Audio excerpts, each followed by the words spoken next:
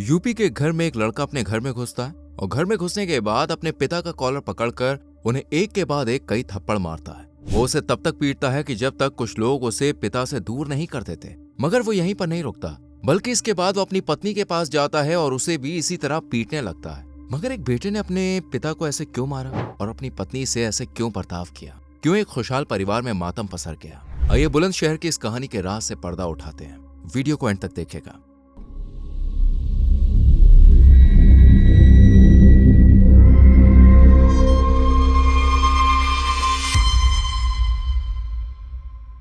आज की कहानी को समझने के लिए हमें उत्तर प्रदेश के बुलंदशहर में जाना होगा, जहां खुर्जा थाना इलाके में एक गांव लगता है जिसका नाम है कलंदरगढ़ी।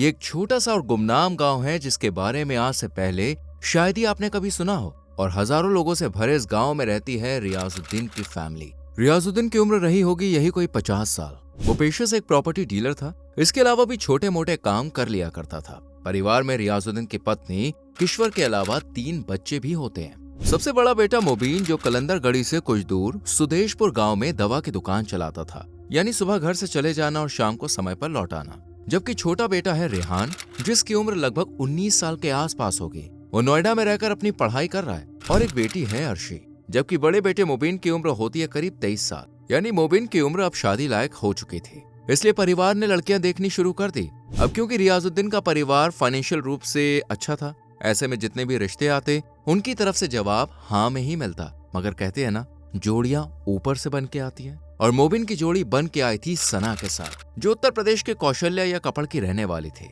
सना दिखने में ठीक थी और काफी शांत स्वभाव की लड़की थी, जिसे देखते ही मोबिन ने भी उसे पसंद कर लिया और ये रिश्ता पक्का हो गया। जिसके बाद इस्लामिक रीति रिवाज के साथ 14 फरवरी 2025 को दोनों की शादी हो जाती है। और परिवार में नई बहू के आने से सब बहुत खुश होते हैं। मोबिन की खुशी का तो ठिकाना ही नहीं रहा। यूं ही दिन गुजरने लगते हैं और अब शादी को पूरे 7 महीने गुजर चुके थे। सना भी धीरे धीरे परिवार में घुल मिल जाती है। लेकिन एक रोज मोबिन ने कुछ ऐसा देखा कि उसका दिमाग गर्म हो गया। दरअसल सना और रियाजुद्दीन की आपस में कुछ ज्यादा ही बन रही थी। वो दोनों शुरुआत में एक दूसरे के साथ नॉर्मल बातचीत करते हैं, लेकिन धीरे धीरे बातचीत का ये सिलसिला बढ़ता ही जा रहा था। और ये बात रियाजुद्दीन की पत्नी और मोबिन को खटक रही थी। एक दिन जब मोबिन काम से लौटा तो उसने देखा कि रियाजुद्दीन और सना काफी हंस हंस के बातचीत कर रहे थे। ये समय रहा होगा अगस्त से सितंबर 2025 के लगभग का, जब रियाजुद्दीन की पत्नी को भी अपनी बहू और पति की नजदीकियां खटक रही थी। वहीं मोबिन ने जब दोनों को एक साथ खुलकर बातचीत करते देखा तो उसके मन में भी शक का बीज घर कर गया। हालांकि उसने खुद को समझाने की कोशिश की कि जो वो सोच रहा है वैसा तो हो ही नहीं सकता। लेकिन किश्वर के दिमाग में दोनों के लिए शक बैठ चुका था, क्योंकि रियाजुद्दीन अपना ज्यादातर समय लगभग घर रहकर ही गुजारता था। ऐसे में किश्वर उसे और अपनी बहू को ज्यादातर समय साथ में देखती और उसे बहुत गुस्सा आता। एक रोज उसने रियाजुद्दीन से कहा भी कि वो जो अपनी बहू के साथ कर रहा है वो बिल्कुल गलत है। मगर जब रियाजुद्दीन नहीं माना तो किश्वर ने अपने बेटे मोबिन से बात शेयर की और कहा कि सना और तेरे बाप के बीच में कुछ गलत चल रहा है, इसलिए वो सना को समय रहते रोक ले, वरना कुछ ऐसा ना हो कि बात हाथ से निकल जाए और फिर वो कुछ भी कर ना पाए। ये सुनकर मोबिन के दिमाग में बैठा जो शक था अब वो पक्का हो गया। वो इतने गुस्से में आ गया कि सना को लिया और उसके घर यानी मायके में छोड़कर आ गया। कुछ दिनों तक सना अपने घर में ही रहती है और जब उसके परिवार को इसकी वजह पता चलती है तो वो सब कुछ ठीक करने निकल पड़ते हैं। दोनों परिवार आपस में बैठते हैं और सना के घर वाले मोबिन को समझाते हैं कि किसी के साथ हंसकर बातें कर लेने का मतलब ये नहीं होता है कि उनके बीच में कुछ चल रहा है, इसलिए वो वापस जाए और सना को उसके ससुराल लेकर आए। कहीं ना कहीं मोबिन को भी उनकी बात अब सही लगती है और वो सना को वापस ले आता है। सना के ससुराल वापस आते ही ऐसा लग रहा था जैसे मानो अब सब कुछ ठीक हो गया है,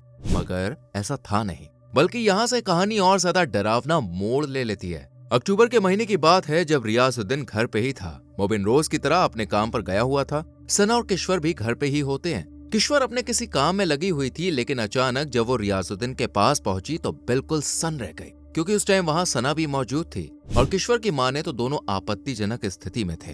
ये देखकर किश्वर के तो पैरों तले जमीन ही खिसक गई। उसे विश्वास नहीं हो रहा था कि उसके बेटे की बहू और उसके पति यानी सना के ससुर के बीच गलत रिलेशन है। अब जाहिर है कि इस तरह का नजारा देखने के बाद एक पत्नी लड़ाई करेगी, पति को फटकारेगी और उससे ऐसा करने की वजह भी पूछेगी। किश्वर भी यही करती है। इसके बाद दोनों के बीच में खूब लड़ाई झगड़ा होता है, कहा सुनी होती है। किश्वर चीखती है, चिल्लाती है और तेज आवाज में रियाजुद्दीन को खरी खोटी सुनाती है। साथ ही वो सना को भी उल्टा सीधा कहती है और आखिर में वो रियाजुद्दीन से कहती है कि अगर उसने अपने बेटे की बहू के साथ ही रहना है तो बिल्कुल रहे, उसे यानी किश्वर को अब इससे कोई मतलब नहीं है। लेकिन ये गलत काम इस घर में बिल्कुल नहीं चलेगा, इसलिए वो सना को ले और इस घर से चला जाए। शाम को जब मोबिन घर आया तो किश्वर ने उसे पूरी कहानी बताई। ये सुनकर उसका गुस्सा 7वें आसमान पे चढ़ गया और उसने भी अपनी माँ की तरह दोनों को यही कहा कि अगर उन्हें साथ में रहना है तो वो इस घर से जा सकते हैं और कहीं भी जाके रहें और फिर कभी वापस लौट के इस घर में ना आए। लेकिन यहाँ रियाजुद्दीन का जवाब भी बेहद साफ था। उसने कड़े शब्दों में एक बात बोली और पूरे परिवार को चुप करा दिया।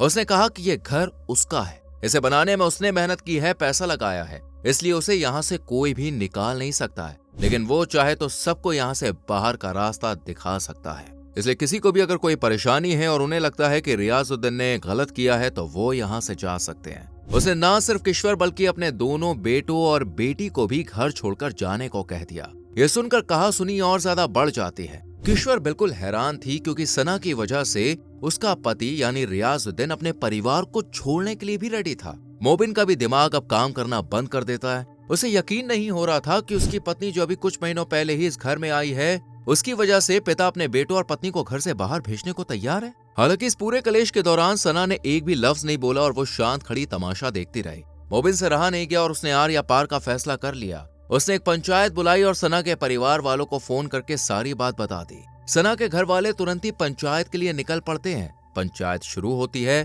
और गुस्से से आग बबूला हो रहा मोबिन भरी पंचायत में अपने पिता को खरी खोटी सुनाने लगता है। लेकिन पंचायत में सभ्य और कुछ समझदार लोग थे। वो मोबिन के इस तरह से बात करने पर साफ इनकार कर देते हैं कि यहाँ कोई किसी से बेअदबी नहीं कर सकता।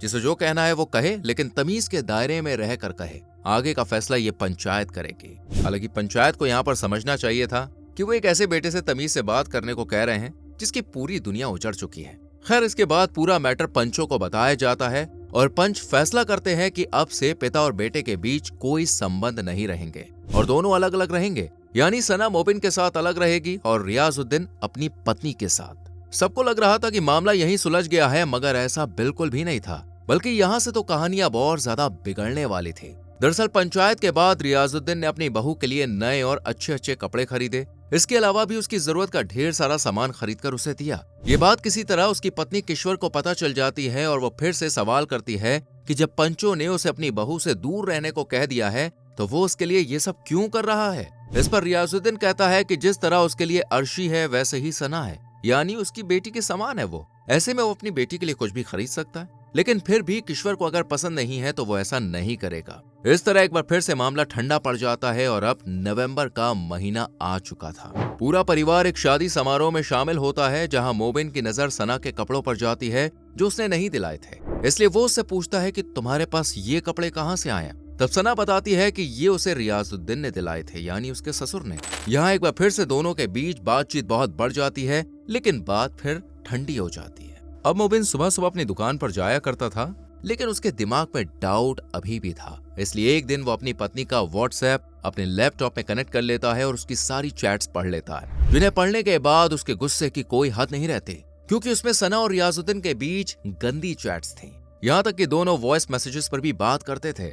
यहाँ पर आकर मोबिन का डाउट अब यकीन में बदल जाता है कि उसकी पत्नी और उसका पिता मिलकर उसे और उसके पूरे परिवार, उसकी माँ, सबको धोखा दे रहे हैं। मगर वो फिर भी कोई एक्शन नहीं लेता और कहानी यूं ही आगे बढ़ती रहती है। सना प्रेग्नेंट हो चुकी थी और तारीख आती है 9 मई 2026 की, जब लेबर पेन की वजह से सना को ग्रेटर नोएडा के एक प्राइवेट हॉस्पिटल में एडमिट करवाया जाता है। और अगले दिन यानी 10 मई को सना एक बेटे को जन्म देती है जिसका नाम परिवार बड़े प्यार से अब्बास रखता है। लेकिन मोबिन अपने बेटे को देखकर बिल्कुल भी खुश नहीं था, क्योंकि कहीं ना कहीं उसे लग रहा था कि ये बेटा उसका है ही नहीं, क्योंकि रियाजुद्दीन और सना की जो नजदीकियां थी वो अगस्त सितंबर से बढ़ी थी और अब आ चुका था मई, यानी इनके रिश्ते को भी 8 से 9 महीने ही हुए थे। इसलिए मोबिन को शक होता है कि ये बच्चा उसके पिता का है और वो उसे हाथ में लेने को भी रेडी नहीं होता। हालांकि मोहल्ले वालों को खुशी दिखाने के लिए मिठाई बांटी जाती है, लेकिन अंदर ही अंदर मोबिन जल रहा था। वो अपनी पत्नी के पास जाता है और उससे कहता है कि सच सच बता, ये बच्चा उसके पिता का है ना। इस बात को लेकर दोनों के बीच खूब कहासुनी होती है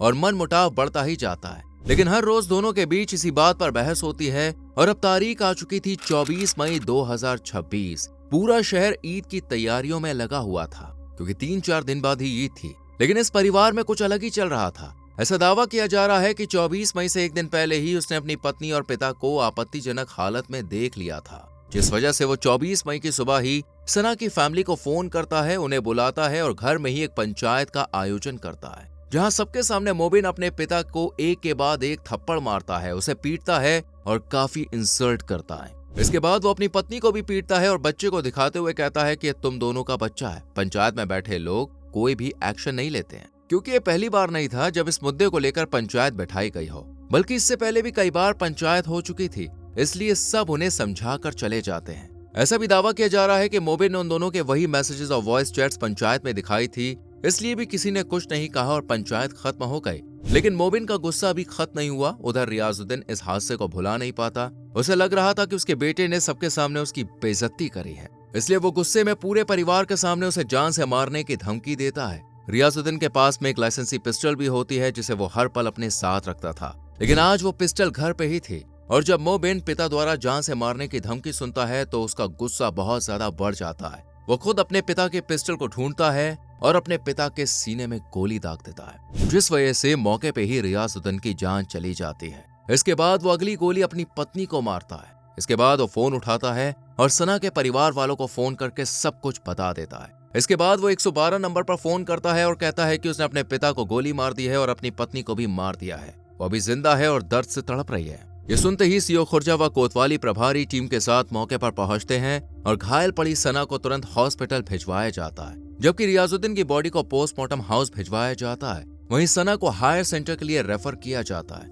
लेकिन फैमिली उसे खुर्जा के ही कैलाश हॉस्पिटल में लेकर पहुंचती है, जहां कुछ समय के इलाज के बाद आखिरकार वो भी दम तोड़ देती है। पुलिस आरोपी मोबिन को अरेस्ट कर लेती है और जेल भेज देती है, जबकि मौकाए वारदात पर फॉरेंसिक टीम भी पहुंच जाती है और जांच पड़ताल शुरू कर तमाम सबूतों को इकट्ठा कर लेती है। वहीं धीरे धीरे ये खबर गांव में फैलती है और फिर सोशल मीडिया के जरिए पूरे देश में फैल जाती है और कोई भी यकीन नहीं कर पाता कि एक पिता अपने ही बेटे की बहू के साथ ऐसा भी कर सकता है। हालांकि सना के परिवार का कहना है कि ये सिर्फ मोबिन और किश्वर के दिमाग का वहम था। रियाजुद्दीन और सना के बीच कोई भी गलत रिश्ता नहीं था और अब्बास मोबिन और सना का ही बेटा है। उल्टा वो मोबिन के परिवार पर आरोप लगाते हैं और कहते हैं कि शादी के बाद से ही ससुराल पक्ष के लोग दहेज को लेकर सना को परेशान करते थे। 24 मई की सुबह जो पंचायत हुई वो भी दहेज के चलते ही हुई थी। परिवार वालों के अकॉर्डिंग दहेज देने से जब परिवार ने मना कर दिया तो मोबिन ने सना को गोली मार दी और पिता जो अपनी बहू को बेटी के समान मानकर उसकी हेल्प किया करता था, जब वो बीच में आए तो उन्हें भी मार दिया। वहीं इस दोहरे कांड से गाँव में मातम का माहौल है। खैर पुलिस ने अपनी इन्वेस्टिगेशन शुरू कर दिया और मोबिन के कन्फेशन के बाद उसके खिलाफ धारा वगैरह लगा के मुकदमा दर्ज किया गया है। दूसरी तरफ सना के परिवार वाले अपनी बेटी के लिए इंसाफ की मांग कर रहे हैं। इधर ससुराल में किश्वर का बुरा हाल है। इस पूरे मामले में अगर सबसे ज्यादा किसी को नुकसान हुआ तो वो है अभी हाल ही में पैदा हुआ बेटा अब्बास, जिसे इस दुनिया में आए हुए ठीक से 15 से 20 दिन ही हुए हैं और उसके सर से माँ का साया उठ चुका है। पिता है लेकिन उसका होना ना होना एक बराबर है, क्योंकि वो जेल में है। वहीं किश्वर भी अब्बास को अपना पाएगी या नहीं ये कहना मुश्किल है, क्योंकि उसके मन में भी कहीं ना कहीं यही शक है कि ये बच्चा रियाजुद्दीन और सना का है। ऊपर से हमारी सोसाइटी जो ऐसे बच्चों को बिना ताने दिए जीने नहीं देती। ऐसे में छोटा सा बच्चा किन किन परेशानियों को फेस करेगा ये इमेजिन करना भी मुश्किल है। वेल, आपको इस पूरे केस को सुनने के बाद क्या लगता है कि इसकी रियलिटी क्या हो सकती है? कौन गलत कौन सही? आप अपनी राय कमेंट सेक्शन में जरूर लिखें। वीडियो को लाइक और शेयर करके चैनल को सब्सक्राइब करें और बेल आइकॉन प्रेस करें, जिससे आने वाली वीडियोस आपसे मिस ना हो।